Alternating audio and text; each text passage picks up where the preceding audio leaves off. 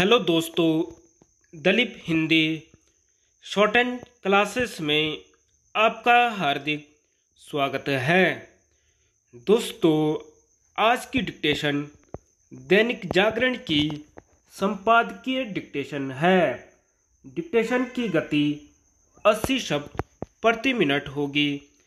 Dictation start करते हैं 5 second बाद।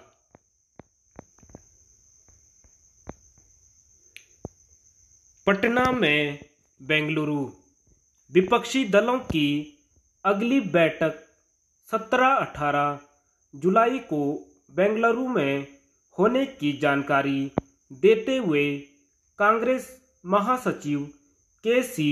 वेणुगोपाल भले ही यह कह रहे हों कि महाराष्ट्र में जो कुछ हुआ उसका इस बैठक पर कोई असर नहीं पड़ेगा, लेकिन यह तो संभव ही नहीं कि विपक्षी दल शरद पवार की राष्ट्रवादी कांग्रेस पार्टी में हुई टूट से अप्रभावित रहें। शरद पवार केवल महाविकास आघाड़ी को दिशा देने का ही काम नहीं कर रहे थे, बल्कि वह महाराष्ट्र की तर्ज पर राष्ट्रीय स्तर पर विपक्षी दलों में एकता की कोशिश भी कर रहे थे।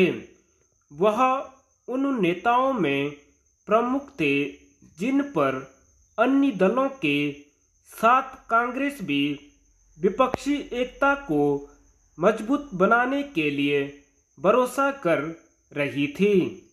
राम पाम में टूट के बाद न केवल शरद पवार राजनीतिक रूप से कमजोर हो गए हैं, बल्कि महाविकास आघाड़ी भी।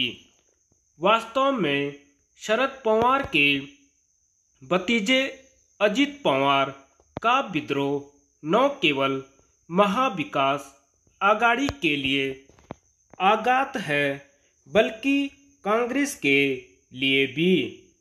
लोकसभा सीटों की दृष्टि से देश के दूसरे सबसे महत्वपूर्ण राज्य महाराष्ट्र में विपक्षी दलों के मोर्चे में बिखराव भाजपा विरोधी दलों को एकजुट करने की मुहिम को झटका देने वाला है।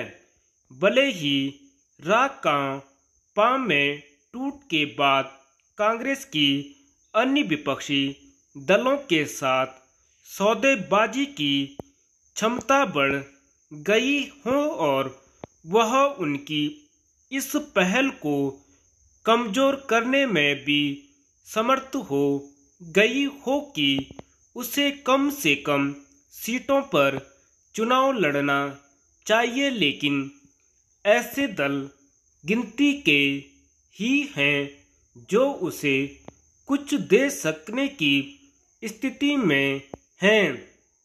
विपक्षी एकता के सबसे बड़े पैरोकार नीतीश कुमार बिहार में कांग्रेस को इसलिए ज़्यादा कुछ देने की स्थिति में नहीं क्योंकि वहाँ सबसे बड़ा दल राष्ट्रीय जनता दल है। सच तो यह है कि खुद नीतीश कुमार उसी पर आश्रित हैं।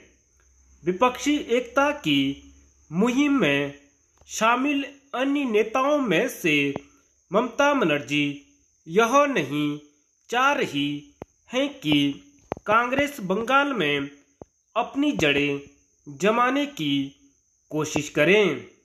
उन्होंने तो यह शर्त भी लगा दी है कि कांग्रेस से तभी बात बन सकती है जब वह वाम दलों से दूरी बनाएं। यह शायद न कांग्रेस को स्वीकार होगा और न ही वाम दलों की। एक समस्या यह भी है कि केरल में सत्तारूढ़ वाम दलों के नेता कांग्रेस से मेल मिलाप के लिए इच्छुक नहीं, क्योंकि वहां उनका मुकाबला उससे ही है।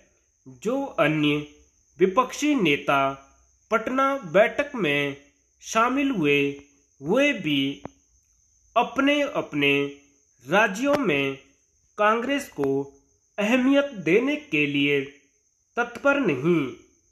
कांग्रेस की समस्या केवल इतनी ही नहीं है, वह विपक्षी दलों और साथ ही देश की जनता को आकर्षित करने वाला कोई विमर्श भी खड़ा कर पाने में नाकाम है।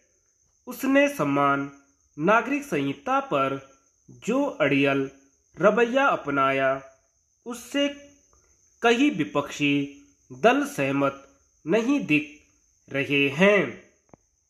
इनमें महाविकास आघाड़ी में शामिल शिवसेना का उद्धव गुट प्रमुख है। धन्यवाद।